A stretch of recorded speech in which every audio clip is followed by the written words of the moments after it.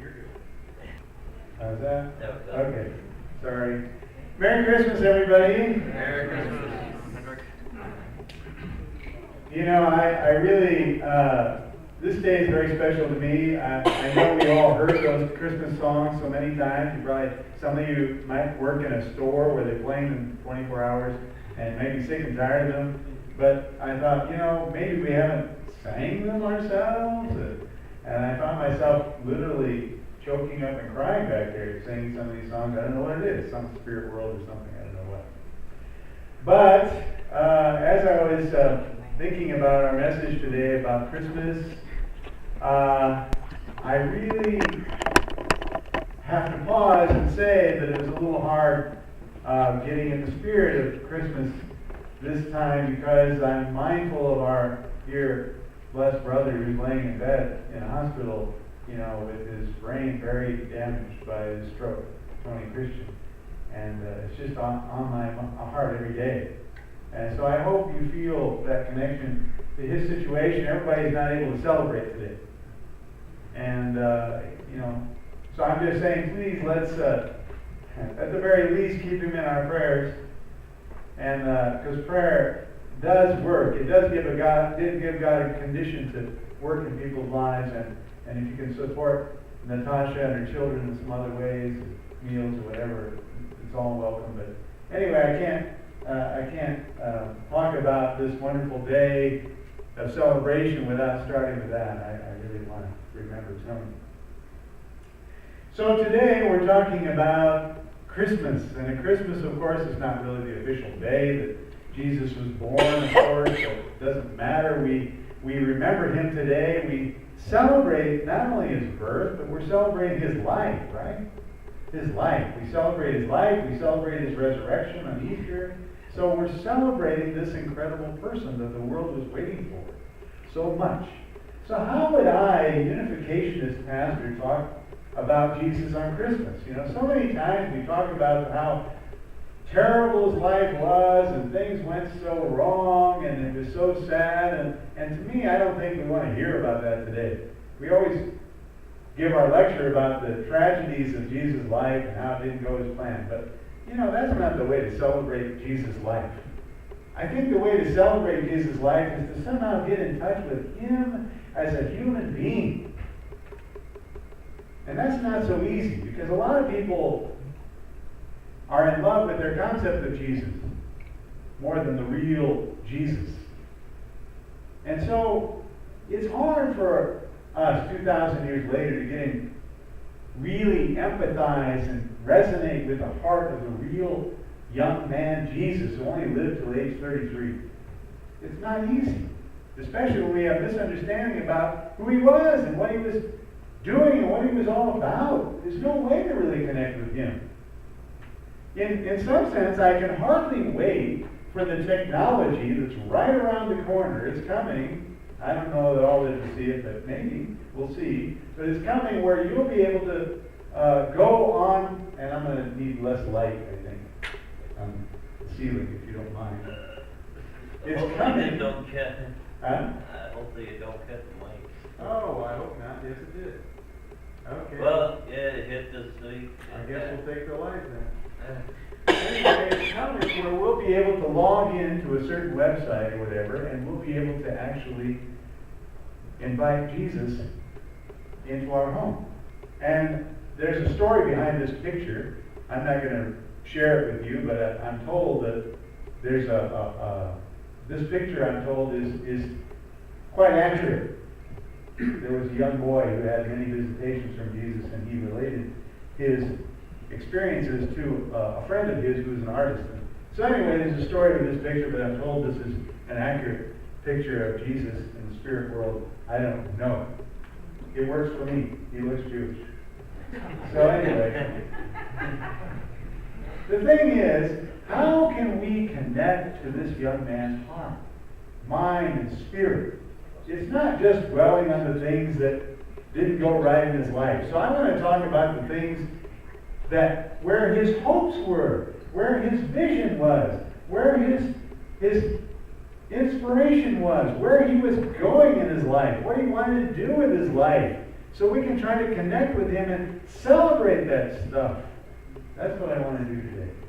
So, I know that this is probably as realistic as it gets to how Jesus was really born. It was a very unappropriate kind of situation in a farmyard somewhere in the cold, and lucky that he lived. I understand that. I just want to start with that. And this picture also is a little more glamorized. It might not have been this glamorous. It was probably like the last picture where he was laying in the straw. Father said he wouldn't have survived if he didn't have special spiritual help to survive in that situation. But how should he have been born? In what situation should he have been born? I want to look at the life that he should have lived. He should have lived like this. This is how he should have been born.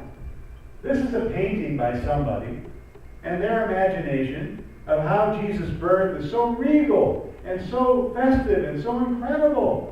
And so, all the leaders of the land and other countries obviously are streaming in like a Broncos game here. They all got their Sunday best on with their hats and their gowns, and they're bringing their gifts, and they're standing in line for hours to greet the new king. That's how it should have been. I mean, why was there prophecy about Jesus being born, the King of Israel, but there was prophecy about it before he was born? Why? So he could be treated like cattle? No. So that the priests and leaders of Israel could honor him in this way and flock around him, and he should have been born in a temple. And if that's not sacred in Jewish law, then he should be at least brought into the temple after birth. Something like that. Connected to the Jewish leaders and rabbis. And it should have been like this. Somebody got the idea centuries ago when they painted this painting. How wonderful it would have been. That would be appropriate for Jesus, the King of Israel, King of kings, King of the world. And not only that, but thanks to Leonardo da Vinci, you see the hand or the finger that didn't get painted in the middle? That's a Leonardo hand. Thanks to him and his amazing connection with the spirit world, he got the inspiration, primarily, that Jesus and John the Baptist should have been really close. Amazing, huh? Because they weren't. But they should have been. And so here's a painting by Leonardo of Mary and Elizabeth with Jesus and John. It's quite remarkable, actually. But his inspiration about how Jesus and John should have been, babies together in the same household was picked up by other artists. And there were many, many paintings like this. Here's a painting of Mary and Jesus and John in this painting. Here's another painting. Mary and Elizabeth and Jesus and John. Isn't it amazing? Because it should have happened this way. Jesus should have been born and grow up in John's home, right? Didn't happen that way, but it should have. How amazing. They had this revelation, inspiration. Jesus and John playing together, growing up together, intimately friends.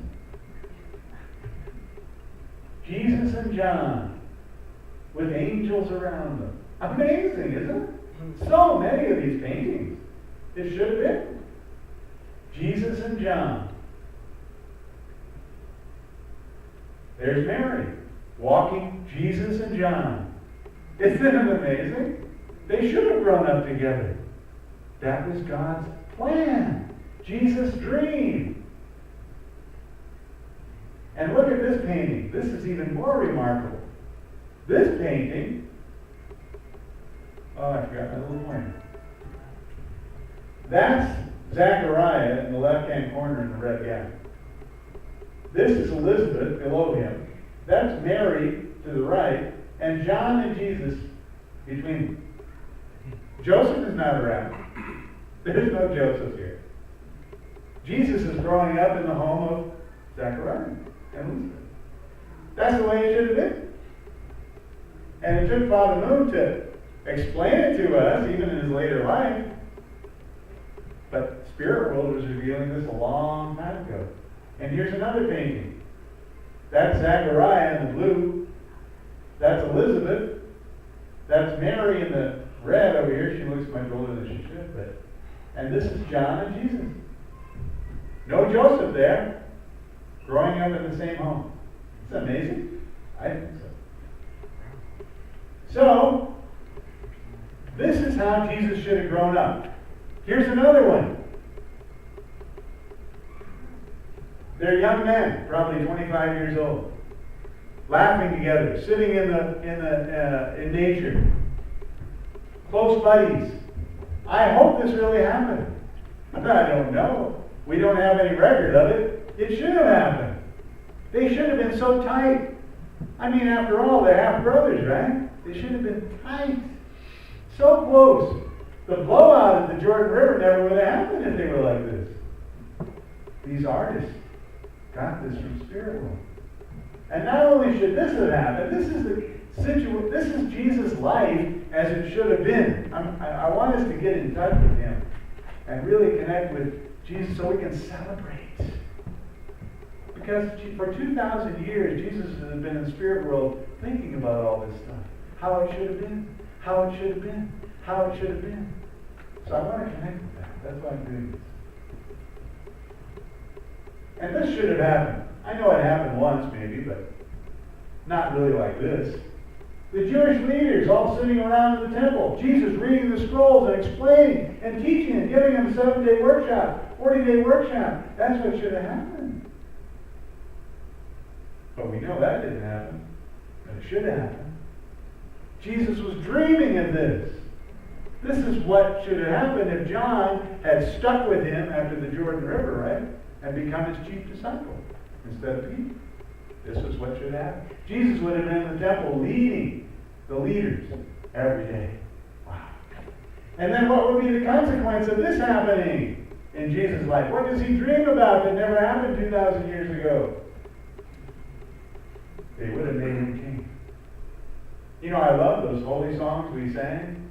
I was just all choked up and crying. I really loved it.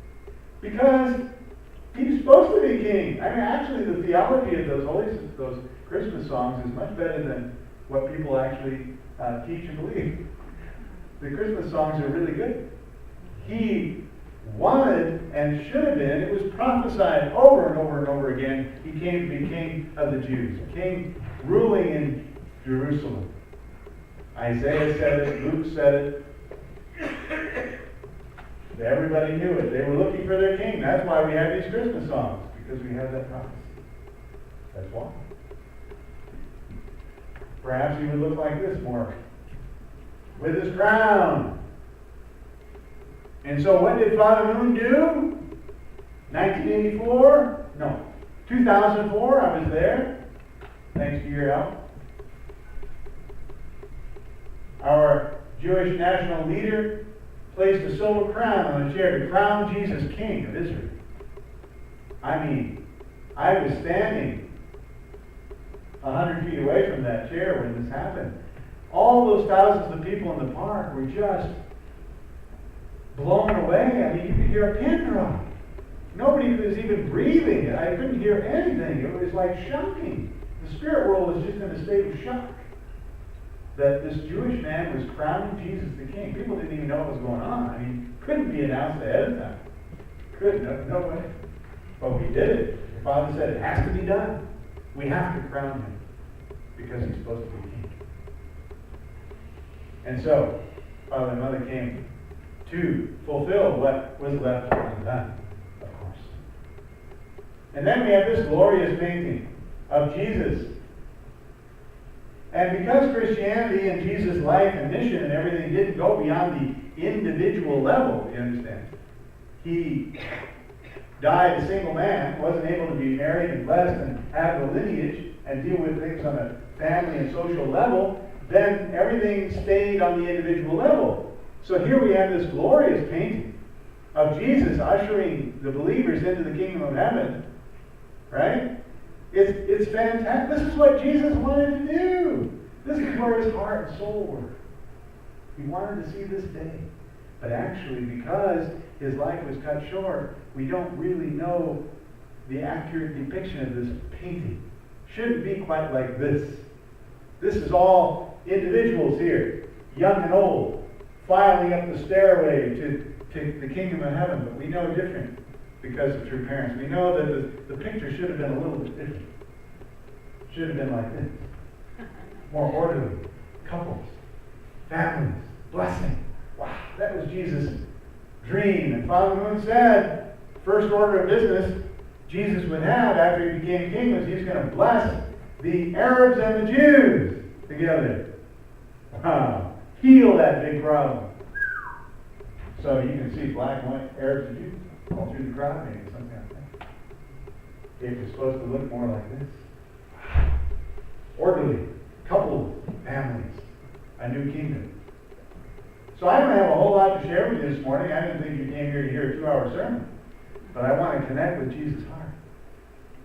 What he wanted to live, the life he wanted to live. And so, what does that mean to me? You know, there's this young man 2,000 years ago, I don't know, I never grew up Christian, I was a Buddhist in Japan, whatever. It's fine. It's fine. But what does all this mean to me? Here's Fred. Oh, I'm sorry. Oh, the writing doesn't come out of... That's supposed to say, Happy Birthday, Jesus. I don't know what happened to the font there. It's supposed to say, Happy Birthday, Jesus. I got a cake for him here. Happy Birthday, Jesus. It says on there. Anyway, that's what it says. It's in... it looks like it's... some alien wrote that. Happy birthday, Jesus. That's what it says. So, but here's Fred. He's a Unification Church member. He has a certain view of himself. And he's living his life. And the thing is, we're celebrating Jesus' life, right? I mean, his birth, we're not celebrating that he was born. We're celebrating his life. And at Easter, we celebrate his resurrection and celebrate his life. Well, how about you? How about me? You know, we're like in the position of the disciples. You know, you may be more like Peter, you may be more like Andrew, you may be more like somebody, we never even got their name. It's okay. We're disciples of the Savior, like those people were. And, you know, we're going to be remembered because we're in the family level of the providence. It's not just individuals anymore. We have descendants coming along, right? Most of us. And so the point is, someday people will remember our life. Not just Jesus' life, but we're kind of in the same business, right? Saving the world as disciples. So maybe you'll be so special that people remember your life. The question is, will their celebration of your life be more like just a commemoration, a little quiet commemoration in somebody's living room, a little solemn little thing, and well, we remember Fred. He, let's see, he didn't quit the church, he stuck it out, and he gave his required donations, or expected donations, and might say. So will we just commemorate Fred for his hanging in there and not leaving? Or will there be a great celebration for Fred's life? Because he was in there, helping to build the kingdom. He did something, whatever it was, beyond hanging in there and not leaving the church, beyond the expected donations. He really applied himself and was in the trenches and did something before he died. We want to celebrate our ancestor Fred. So let's think about our life. Not that that's our motivation for how we live our life. That we don't want to be selfish like that, self-centered. We're not thinking, oh, I better do some more in my life so that people will celebrate my life. No. But it should just be a natural thing.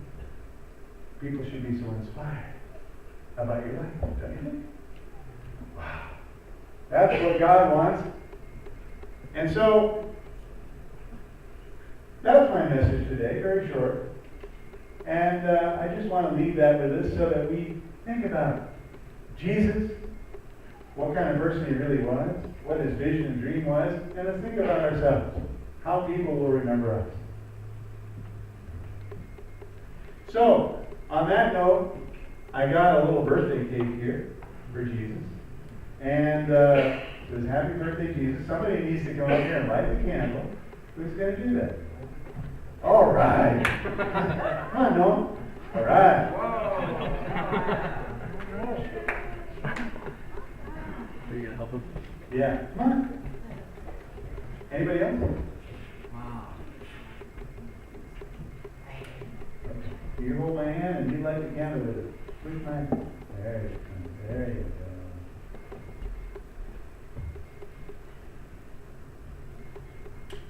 All right. Okay. Now, guess what we're going to do? We're all going to stand up and we're all going to sing Jesus Happy Birthday, because he deserves that. We've been wanting to hear people sing Happy Birthday to him. Who was singing Happy Birthday a long time ago? I don't think anybody did. Ready, Noam? Happy birthday to you. Happy birthday to you. Happy birthday, dear Jesus. Happy birthday to you. Oh, you did it. You know how to do it. Great job, buddy. We're going to have his bag. Okay. Formation, growth, and completion. All right. That's the date.